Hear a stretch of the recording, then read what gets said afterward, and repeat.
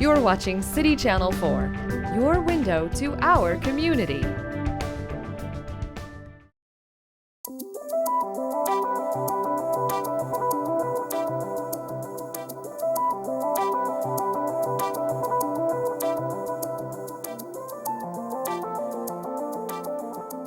We're going to start our panel, and our moderator, we're very thankful to Dr. Jason Harshman, who is an assistant professor of social studies and global education at the College of Education at the University of Iowa. He is a member of the University of Iowa Center for Human Rights Advisory Board and works with teachers and students on integrating human rights education in K-12 and also involved with teacher education classrooms. Thank you very much.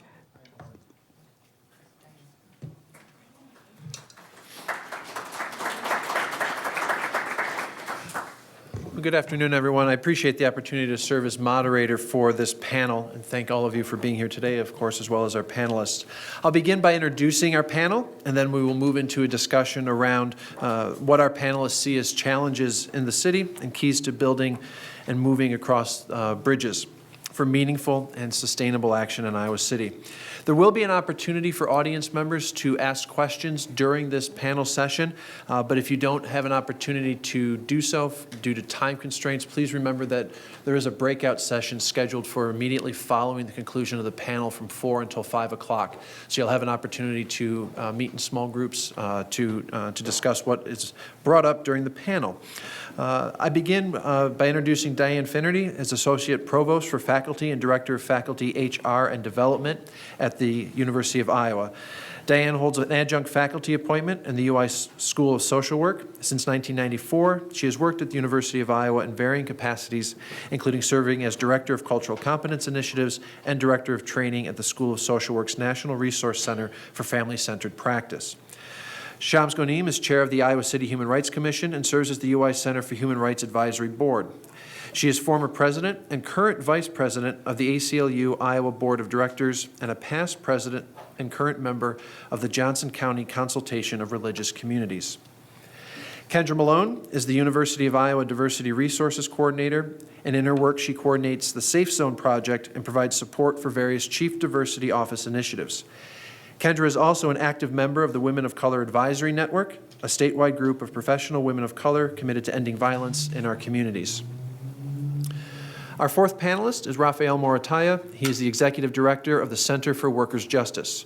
Rafael joined the Center for Workers' Justice as Executive Director in July of 2016 and brings an extensive background in labor and community organizing in several urban communities to his new position. We want to focus this discussion on the how. How are residents doing productive work in Iowa City to build a more inclusive, equitable city? And how do we reduce the obstacles to achieving the goals laid out by this event today and the collective work done here at the university and in Iowa City? So to begin, this is again encouraged to be a dialogue amongst the panelists and but also the audience as well. So to begin with these objectives in mind, our first question, what strategies have you been involved in developing or have you been a part of enacting that have proved successful towards reducing inequity and injustice in Iowa City? And we'll open that up to the panel to whoever would like to begin. Okay, come on. The humble work of social justice. There you go. I'm happy to just kick it off. Good. Thank you. Thank you, Kendra. You're welcome. So I think there's a variety of things that I've seen both in the community, Iowa City community specifically, and at the University of Iowa specifically, particularly given the work I do. One of the things I think that's important for us to remember is how do we connect ourselves to building communities in ways that are meaningful for us, but also in terms of, to call upon the title of the session, that build bridges between communities that we might not necessarily have connections to in other ways. And so one of the things that I've seen happen regularly through more established groups in Iowa City, like the Coalition for Racial Justice or the emerging Surge chapter, and other entities similar to that, is having these conversations, right? Keeping this work on the radar, because I think oftentimes we can feel overwhelmed by the amount of work that needs to happen. And so really, I think a great starting place is one, looking at how you can get connected and what that looks like for you in meaningful ways. And then two, just beginning to have the conversation, because I think what we can do starts to feel really overwhelming. So that's just a great starting point, as I've been involved in quite a few dialogues hosted by a variety of entities that are similar to this. And so it's, I think, great to just continue to have that push and that drive to continue to have these conversations as we continue to move forward. Comment. From me, it's sort of a long journey because, first of all, I'm transplanted. I came here to Iowa City back in 1967. So it was, you have to start by self-educating. You educate yourself about the community you're living in, the potential challenges that one himself, for myself, I'm an Egyptian American and a Muslim. At that time, nobody cared really what was my religion, which is the biggest interesting change since until actually shortly before 9/11. So I had to, and I've always been an advocate, kind of, even in high school. It's kind of a troublemaker, but so, and it was an all-girls school, but I still was a troublemaker. So I really was important for me to get educated on how to be an American. Different culture, different religion, different habits. I was always outspoken, so I was just reaching out to everybody I worked with. I started working right away in actually at the university almost a few months after arrival in Iowa City. And from there, the circle got bigger. And then I was working for the university, so we started actually the first group that started working with issues of disability, which was very important. I was working in the pathology department, and a young man who was a medical student was in early 20s actually, was in a very bad car accident, and he became paralyzed from the waist down. And he and I started talking the whole way one day, and he's telling me he can't reach the counters because, in the labs. So I said, well, how come? Why don't they, raise it for you? So that conversation became sort of a passion for many years after that, when I heard that the community members and the director of student disability services actually were interested in having a group addressing awareness for persons with disabilities.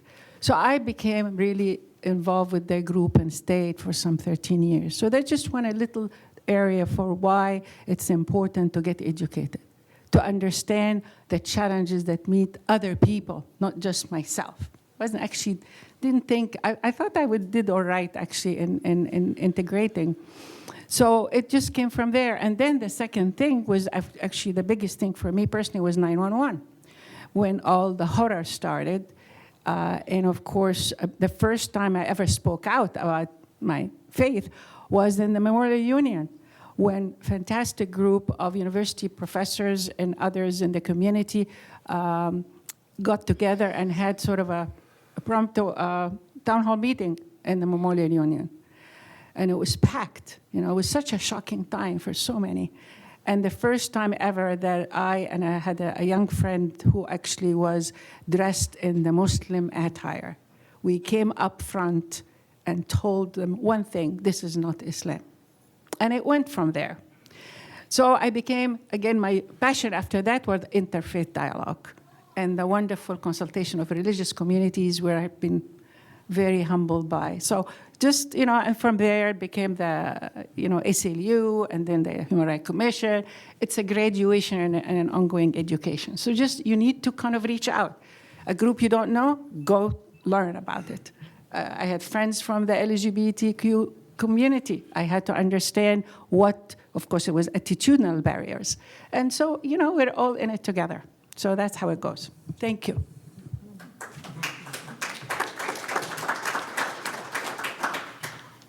Good afternoon. Thank you for the invitation. Yes, I'm new in Iowa City, and I'm really surprised to see this open conversation dialogue that the city has have it, right? Because I've been in San Antonio for 6 months doing my work, and then I'm in Denver another 18 months. But I live in Minnesota for almost 14 years, and I never see this kind of interaction with the community. I think it's nice the city have this open space. Definitely, it's a great tool for the city to reach out, individuals and organizations. But I do think that, I don't know how many Hispanic people are in here in this room, right? That's me, I guess. But two. Woohoo! We two, right? and then, right, Rick? So, this I think is good. It's a good start, but I think we have to include more, right? Because sometimes, I think the intention is good. Definitely, I like that. I love it. But we have to have more people here. And then, because this is the only way we can educate each other, right? We can know each other, right? Sometimes I was talking with Rick before this, and say sometimes, people are afraid to see, African American, right? Before it was African American to see, white people scared to see African American. Now they are scared to see Hispanic. Hispanic coming to town. Well, we're not coming, right? That's true. It's not. And then, I'm not from Mexico, but I. In Denver, right, in Colorado, Colorado was part of Mexico. So, really? So you told me now you are, and this is the reality. And I think that, we have to be more inclusive and be open to have that dialogue. So, that's me, right? No. Thank you. How I'd like to start my comments is when I look out here, I see many, many, many, many of you who could and should and will be sitting in these chairs to talk about your own reflection on your own activism. So it's an honor to be able to share some thoughts for a few minutes, but every one of you is engaged, and just by being here today, you reissue your commitment to being engaged. I will say my work towards social justice is a humbling experience. I'm in my mid-50s now. I've been doing work since I'd probably tagged myself to late teens, early 20s. And also recently I've had a health concern that has made me really reflect on what I would leave behind on this planet, what have I done, what am I proud of, what do I wish had been different. So all those kinds of things that we reflect on as we live a conscious life. And the things that I think about in preparation for today are the ways that my activism has taught me. Some of what it's taught is my earliest form of activism was first on gendered politics and as a woman. So an area that I felt marginalized and I felt on the receiving end of discrimination. So on sexual violence, domestic violence movements, sexual harassment, rape crisis services, but also on safety policy changes for women to allow us a chance at equal access to communities and to life and to our workplaces. As someone who identifies as a lesbian, that was also something that came very nearby in terms of my own gender analysis. And on behalf of LGBT issues, working in a program that Kendra now coordinates, the Safe Zone, that was about education, about trying to just acknowledge humanity of people's LGBT, to issues around policy changes, same-sex marriage, policies around, I remember I was at the university at the time and took the university's operations manual and fine-toothed comb it for anything that had more of a heterosexist approach to it. Family leave, for example, and how was family construed to be able to say, we want these policies as well for same-sex headed families and the children of our families. So those are one forms of activism where I understood that it was my safety and survival that was at play, and how to be an activist on behalf of those. The issues that I have found more challenging, but I would say also more rewarding in so many ways, are issues on which the side that I stand are the ones that receive the privilege in society. An early book that greatly influenced me is a book by Paulo Freire called The Pedagogy of the Oppressed. And it was one of those seminal books that just framed my analysis. And I said, what I want to write and what I then put my life to is the pedagogy of the oppressor. So what does it mean to be on the side that's receiving the benefits of society? So issues of whiteness for me, issues of immigration status, issues of class privilege. And what has that work taught me? And I think what I've learned and continue to learn is that it requires a different skill set. So if you're on the marginalized side, that sense that dealing with internalized oppression, for example, is very important. Working in solidarity with other people who share the identity and having that safe space to do that and to build identity outside of the gaze is incredibly important. I would say for the parts of my life where I received the privilege, the part also is not looking at my internalized oppression, but my internalized supremacy and superiority. There's a great writer, Robin DiAngelo, who identifies as a white woman. She talks about white fragility, right? That kind of sense that when somebody brings up issues of race and troubles up the conversation, what are the different ways that those of us with privilege deflect it and deter it and to shut it down and to, have it be about us yet again. So that I've learned a great deal and can talk more. But the last two things I'd say is that doing this work for me is about building community. So I dearly appreciate the title of the program. And it's essentially about love. It's about acknowledging one another's humanities and getting the policies and the hateful behaviors out of the way so that we all can thrive. And so I have loved the journey and can hope to continue to love the journey.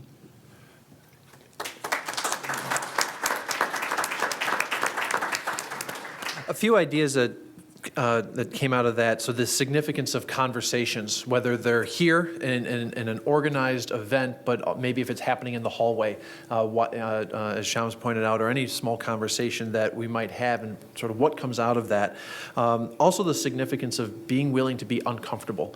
It's very easy to join a group where you already see yourself involved, but what are you going to learn by attending going to a place where perhaps you hadn't considered before? And then this last piece here about issues of oppression as well as supremacy. And I appreciate Diane bringing up Ferreri's work. The course I teach in 2 hours, that's the first text we read for the course. So thank you for that plug. But I was hoping if we could follow up on some of those issues so that you do have an opportunity to comment or extend it in terms of the significance of conversations and as Kendra pointed out, to keeping the dialogue going, or this idea of being uncomfortable, and as well as these issues of oppression and supremacy. If there's a place that you heard one of your fellow panelists address that maybe you want to comment or continue.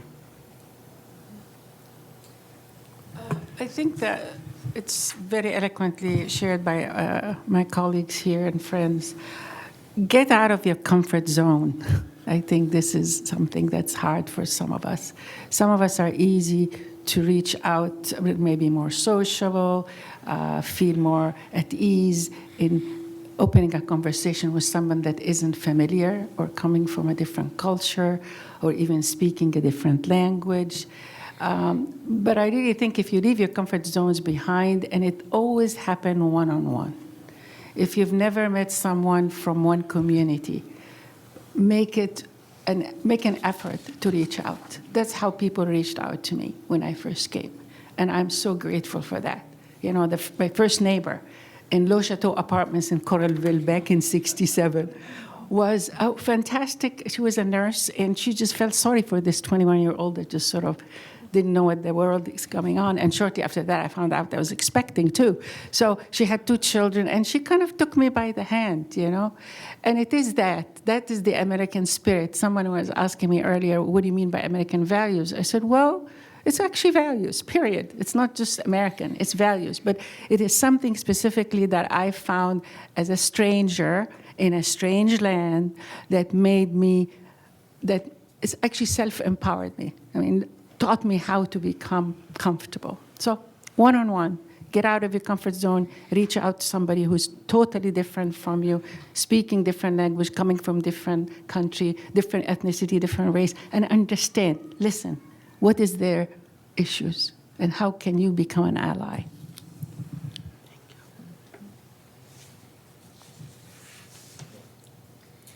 I would, in addition to getting outside of comfort zone, would be become more comfortable with conflict.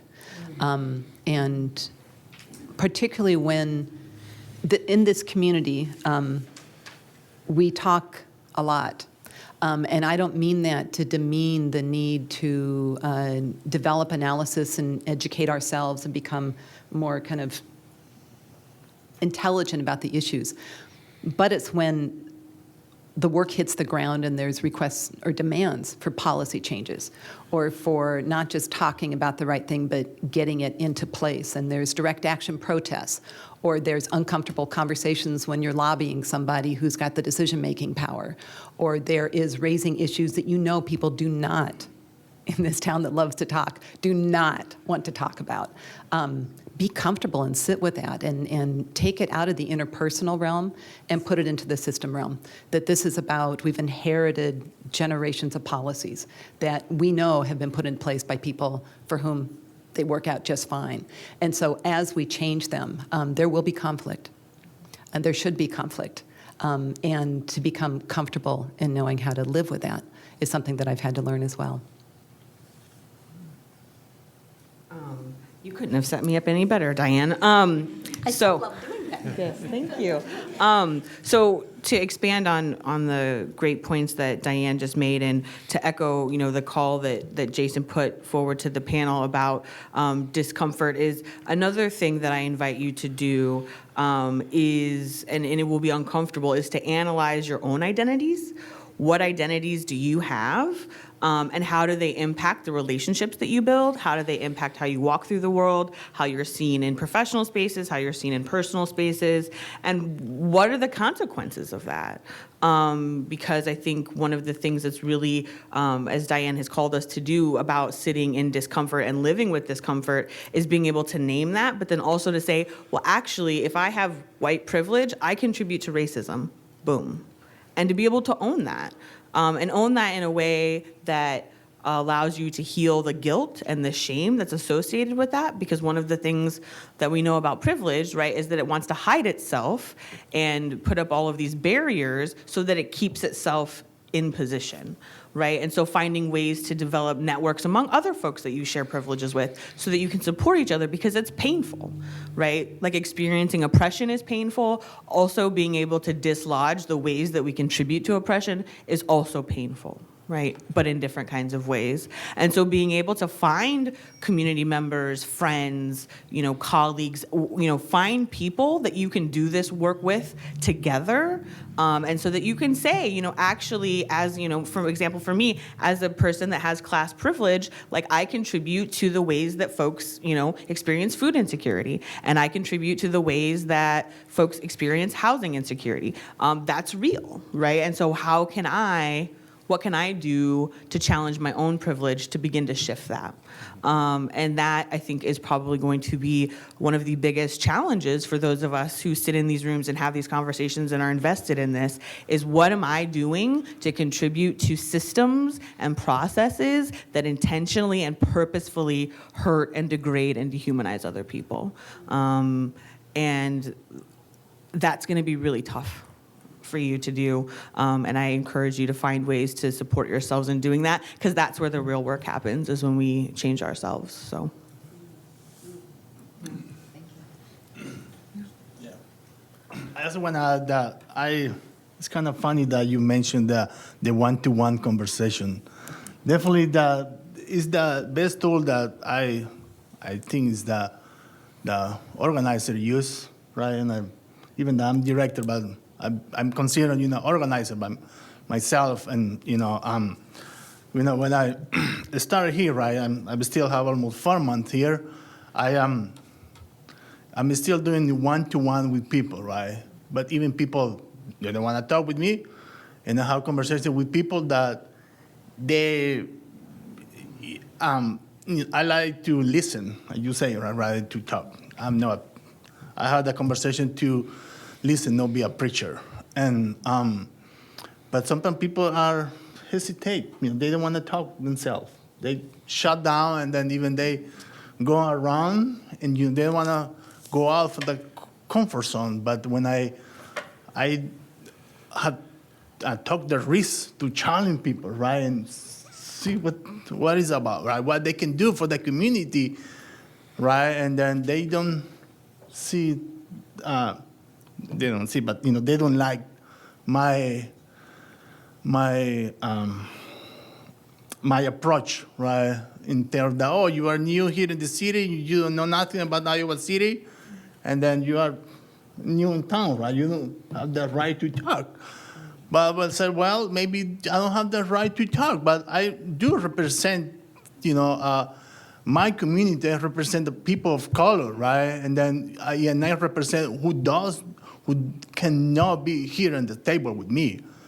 And sometimes for me, having that conversation with people is crucial because, like you say, Kendra, right? You have to find your own, identity, right? Where you want to move the boat, right? You want to move to forward in which direction, right? And with issues you want to work, and unfortunately, we see people. We found people in position of power. They don't want to do that, right? They want to maintain the course and they don't want to be out of the comfort zone. But I do believe that if we are doing our job, the one-to-one, definitely we can agitate those people to change the course a little bit. Thank you, Rafael. There's something else too that since both Rafael and I, English is our second language. I mean, I was very fortunate because I grew up knowing, at least the three languages. But having an accent, to this day, which is, like I said, I'm inching to 50 years in Iowa, or in North America anyway, I will have somebody ask me, where are you from? I started saying Iowa City. Well, it is. Oh, where are you really? Yeah, where are you really from? And Harry, it's not upsetting or anything, but I just wanted to say that whether you have a minor accent or a heavy accent, sometimes people feel intimidated maybe or uncomfortable speaking with you because they don't know where you're coming from, your ideas, whatever. So sometimes I feel it is even incumbent upon us with an accent to reach out more. You know what I mean? Which is hard. It's like, okay, so I have an accent. You ask me where I come. You ask me where I come from. Okay, well, let's get some conversation going on something commonality between us. Say we're interested in. I find today, that one thing that to break a conversation is saying, Iowa is such a hospitable state. People are so kind, and it's true. It's open arms community. What do you think the most important things that's happening in Iowa right now that we can work together, both as someone transplanted and somebody who's resident? You know so much more than I, which is true. And sort of extend that, every time you speak to somebody, you're learning from. I don't know. Let me share two situations that happened here. Recently, we're doing this fundraiser, right? And someone gave me this number and say, call this pastor, and say, sure, and I got the phone, right? Say, hey, can I speak with who? And say, yes, me. So I'm so and so. I don't understand you. Yeah. Okay, I learned that through this year, right? I never used sometimes the phone. Sometimes I believe the microphone, the cell phone is a little weird. So I always use my headphone, right? And say, put my close to my mouth and say, you don't listen to me. What is the issue? No, I don't understand you. Okay. So rather than say the F, I say, okay, I appreciate your time. Thank you. Mm-hmm. So, I ran to the Costco another day, and I took my coworker to have her ID, to the ID there in Costco, and say, oh, where are you from? And I say, why you want to know? Because I want to practice the Spanish. You speak Spanish, right? And, my coworkers say, I don't know how you can deal with this, because definitely that is a racial profile when someone want to practice the Spanish with you and say, well, that's okay. I used to now. I go there places and people, yes. Of course, I speak Spanish, right? I'm proud to be from El Salvador, but doesn't mean that, I want to, have the time or the patience sometimes to talk. But, yeah, it's fun that you mentioned the accent, yeah.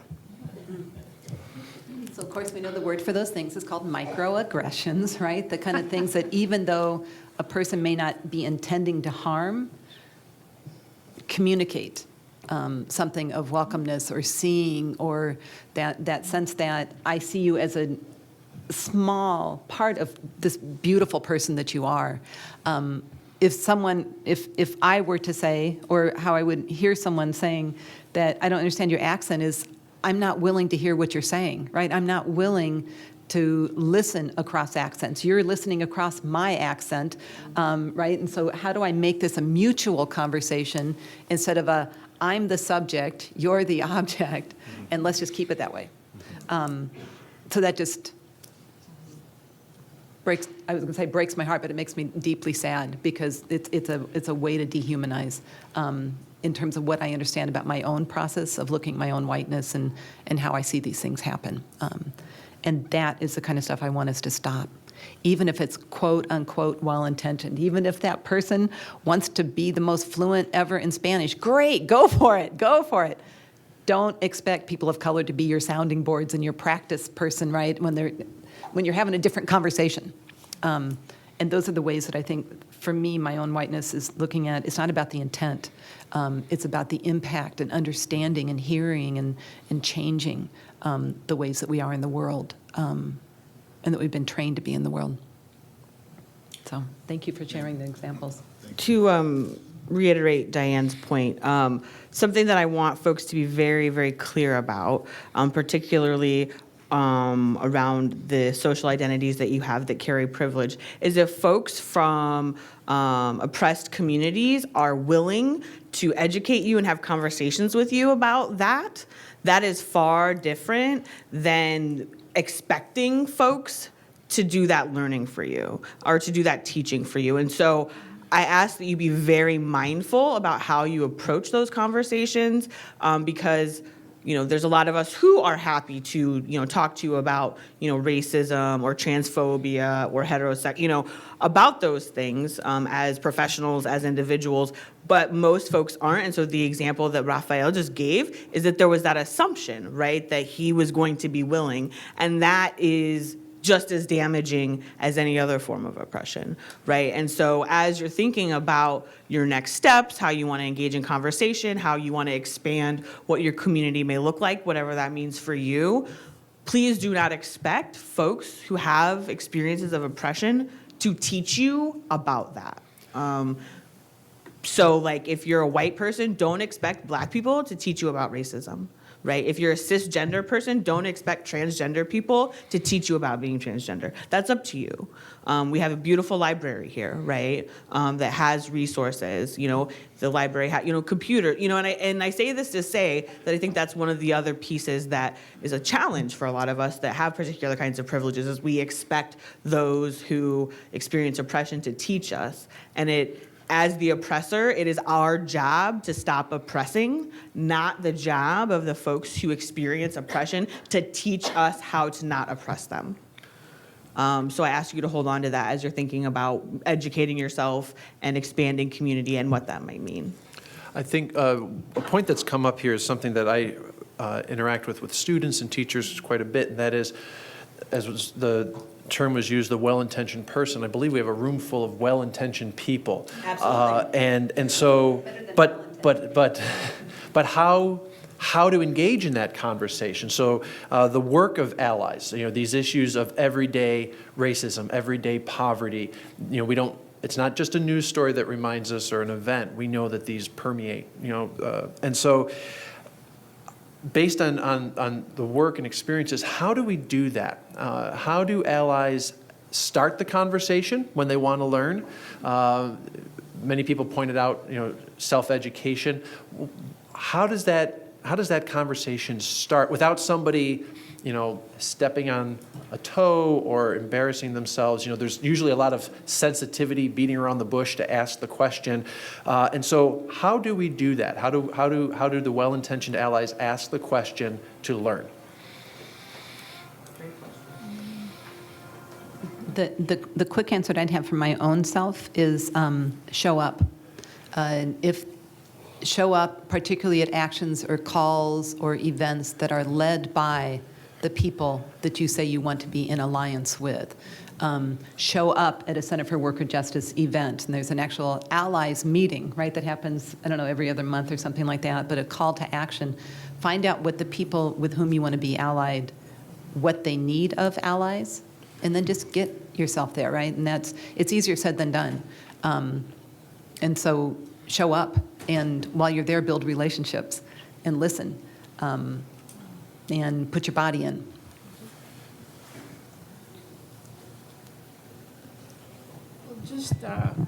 It's a very important question, actually, and I'm not so sure I've heard all the potential answers, and maybe the audience can help us.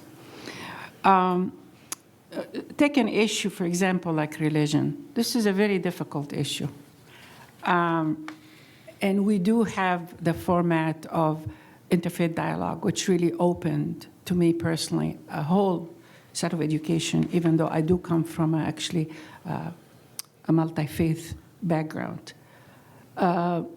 It's just, there are issues that are very difficult to navigate. So the language that one uses may think it's the right approach, but it may offend. So I think the other side of it, I personally will not get offended, and I have been, in many ways offended, but so what? I feel if somebody doesn't know, for example, much about Islam and come and tell me all Muslims are terrorists. And I remember when I first started graduate school back in 1975, I was just being introduced by the head of the department to my colleagues in that particular program, and I'm not going to say the program. And then a gentleman came to me and said, all Arabs are camel jockeys. And I started laughing. I've never heard such a thing before.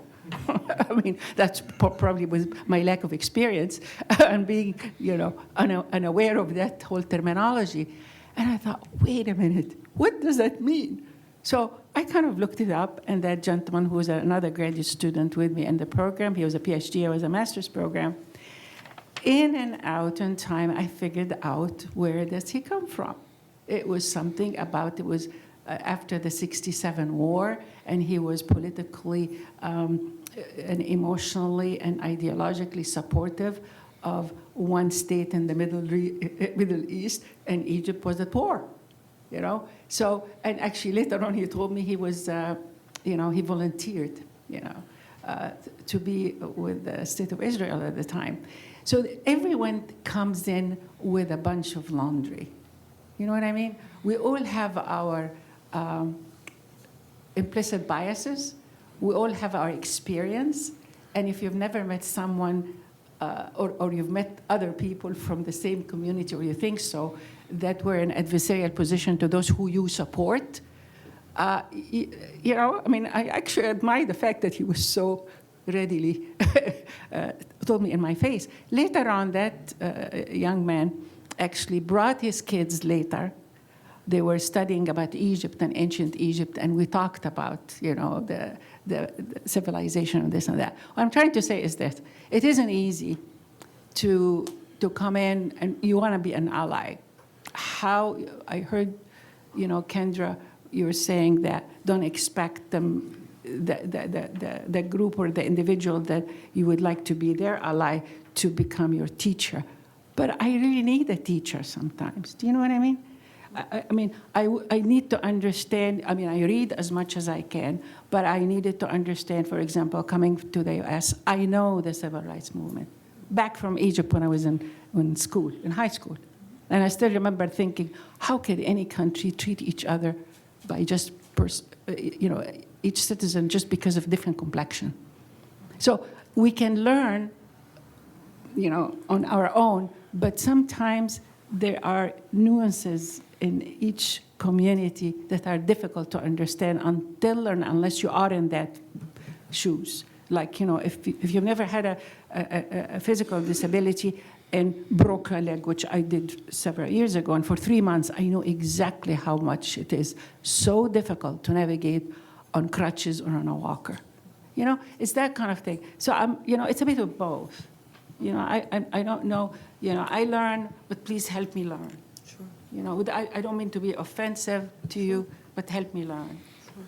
I want to provide an opportunity, particularly to go back to Rafael's point, because we need to know who's in the room. We also have to be aware of who's at the table. So I did want to give an opportunity for the audience if they had any questions related to what's been discussed so far. We're coming to the end of the session. And again, we will have a breakout session afterwards, but I wanted to give an opportunity. There was a hand that came up over here originally, and just very loudly so we can make sure everybody hears. Please. Yeah, so, I mean, relating to what Shams and Kendra? Yes.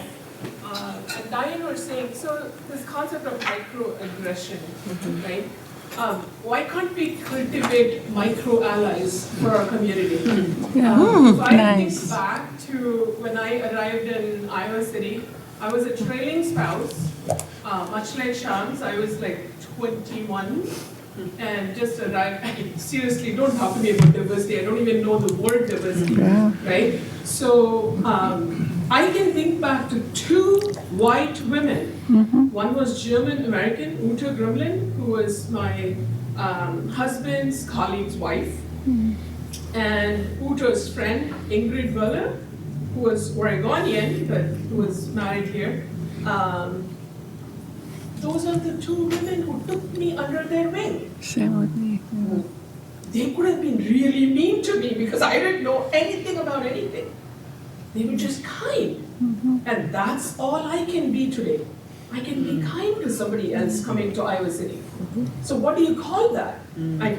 I don't think it's aggression to go and say, hi, I'm this, I would like you to feel welcome in my town. Well, why don't we cultivate that? Right? So if there is some form of micro allies that can be cultivated, I mean, the Chamber of Commerce has an ambassador. I mean, groups have ambassadors.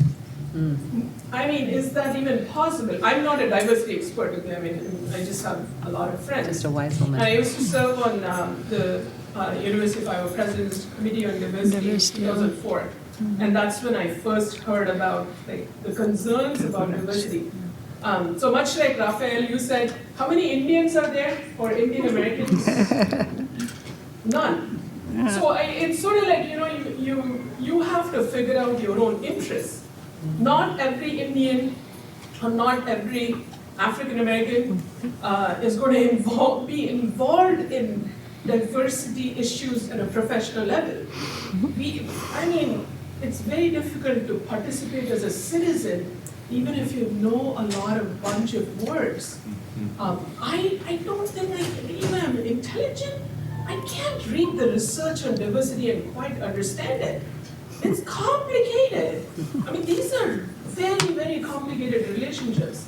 So the micro-ally would be somebody that's at least kind of has the personality right, is a little bit knowledgeable, and you could just hold hands, go to some other person who knows more than both of you. That's what I'm talking about. Thank you very much. Sir, down here.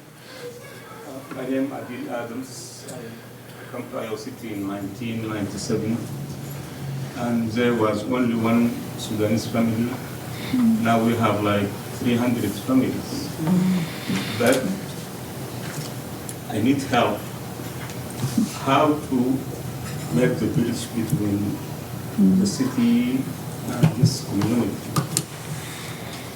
I said 300 families. They have kids and they have teenagers, and all of them, or most of them, they are educated, but they scared to communicate with the city. If I told them, okay, let us go talk to the mayor, they're scared, they don't want to go. Okay, if I said, I'm going to tell the mayor to come to talk to you, he said, no, no. So I give up. I live here almost 19 years, and these people, as I said, they are educated, but they're scared to come to face the politician or the people. Like now, only one Sudanese, 300 families, and only one Sudanese come to this meeting. And this is also your job here as voice, worker justice. Before worker justice, the first meeting was in this room. It was Voice of Immigrant. 5 years ago, we sit in this partition, and they said, this is Voice of Immigrant. Our job is to communicate with the immigrant. But still, they fail to communicate with this big community. And they are lazy, they want somebody to clean them and say, okay, woke up and participate in this city. And as I said, I failed to do that. And I need advice how to make these people to come to participate in the city as citizens. Most of them also are citizens. But this community is very weird community. I think all communities are kind of weird if you look at it. I think the question really is about this building the bridge. Let me make a comment. Sometimes I think like, as an immigrant, we make the mistake that someone else took the power. We have to stand up. We have to still push the button. We have to push everything that we can because sometimes, it's no offense. Sometimes, that a neighborhood came, another organization, you say, don't worry, I can help you, I can work for that. And I don't think that. Sometimes we neglect as an immigrant and we have to maintain because when we do that, we break the status quo in a lot of things.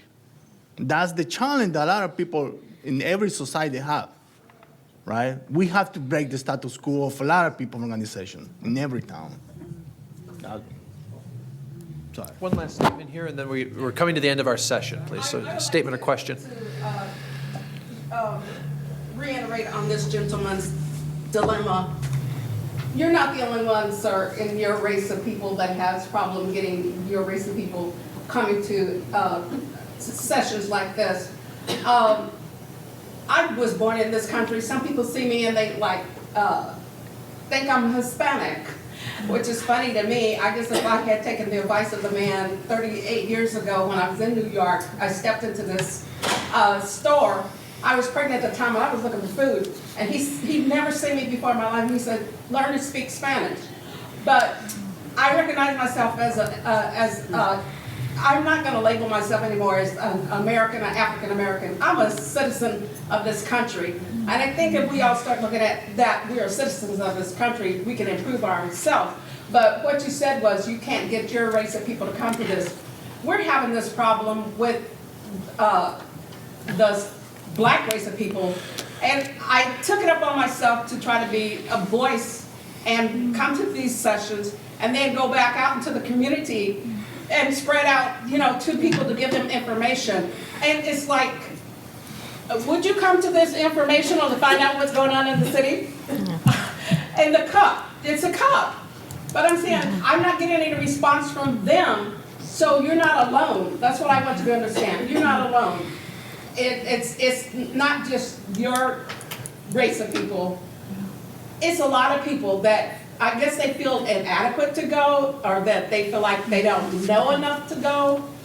And we're trying to figure out, how to get them more involved. It's even happening with the parents at the schools. It's everywhere. Why do people not respond to certain things that's affecting your family? It's just a mystery, Charlie Brown. We've come to the end of this session. I apologize if we can't get to all the questions, but the panelists are here and there are breakout sessions that are set up to continue the conversation. As you move into your conversations, I, like you, was taking notes, and I'm thinking about some of the terms that came up during the conversation here. So implicit bias, well-intentioned, microaggression, oppression, white fragility, discomfort, ally, micro-ally, and this idea of citizenship that fall under this category of building and crossing bridges. The breakout sessions are set up with the topics around the room. If you're looking to take some advice from the panelists, perhaps go to a topic you don't know much about and see what you can learn, the idea being what you take away from today's conversation. I'd like to thank the panel for their time this afternoon, as well as the audience.